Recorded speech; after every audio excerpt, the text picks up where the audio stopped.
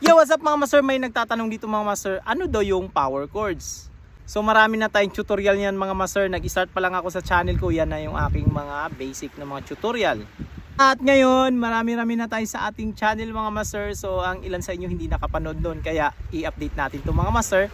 Marami na akong tutorial nito mga master. Merong iba't ibang uri ng power chords, pero mag-start tayo sa basic.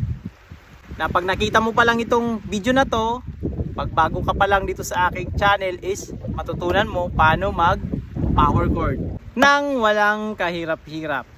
So requested video to ng ating mga kamaster. Hindi po ako professional na gitarista, nagtuturo lang po ako base sa alam ko, sa sarili kong research experience. Nasa sa inyo na yan kung susundin nyo to o hindi ang mga itinuturo ko. Let's go! Yan, pasensya na kayo mga master sa ingay mga master, kasi nasa tabing dagat tayo mga master. Yan. Para maiba naman yung setup at relax din para sa akin na gumagawa ng tutorial. Yan.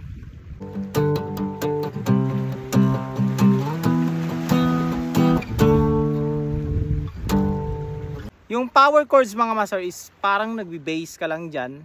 So kailangan mo lang i-memorize yung mga nota nila. Galing sa open, E, then meron tayong F, F sharp, G, G sharp, A sharp, B, C, C sharp, D, D sharp, at babalik na tayo sa kanyang octave na E.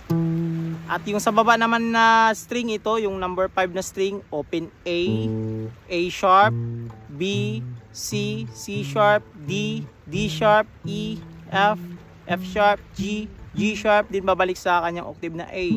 Yan lang ang i-memorize mo mga master. At pag na-memorize mo na yan mga master, example may chords na C, G, A, then F. So ang gagawin mo lang, hanapin mo lang yan sa nota dito sa memorize mo. May C dito sa 8th fret, ito. May G tayo sa 3rd fret.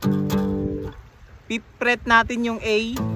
At 1st fret natin yung F. Yan. Pwede rin natin kukunin dito sa baba yung C. Yan. Para mas malapit. Kumbaga, aangat ka na lang pag nag-G na.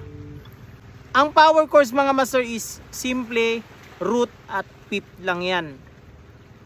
Sample, meron tayong C major scale. Ito, C major scale. Yan. So, meron tayong C, D, E, F, G, A, B, C. Kaya tinawag siya root at fifth kasi yung ginamit lang na nota dyan dalawa. Yung root ito, yung 1 at yung fifth. Kasi number 5 siya, 1, 2, 3, 4, 5. Yan. Pag alisin natin yung nota per nota na C, D, E, F, G, A, B, C. Yan. So, pag number, root, 2, 3, 4, 5, 6, 7, then root. Yan. Power chords is meaning dalawa lang na nota. Ito yung root mo at ito yung fifth. Sa lahat ng chords. Yan lang ang position niya.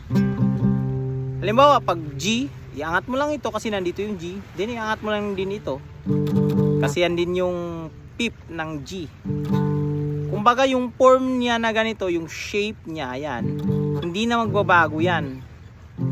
Pag F, ito lang din ang babasihan mo, yung index finger mo, yan. G, A, B, C, yan. Ganun lang. At pag mag-power chords ka mga master, wag mong kaskasin lahat ng kwerdas. Kumbaga kung ano lang yung inipit mong kwerdas, yun lang, yan. Kagaya nito, G. Ganun.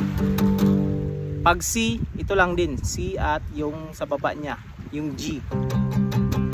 Yan. Ganun lang kasimple mag-power chords mga master.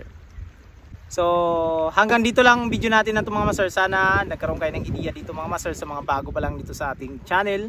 So, maraming salamat. Huwag niyong kalimutan itong i-share sa mga kakilala nyo, kaibigan nyo, kamag-anak nyo na mahilig din sa gitara. So, this is Mark Music. God bless you all. Peace out.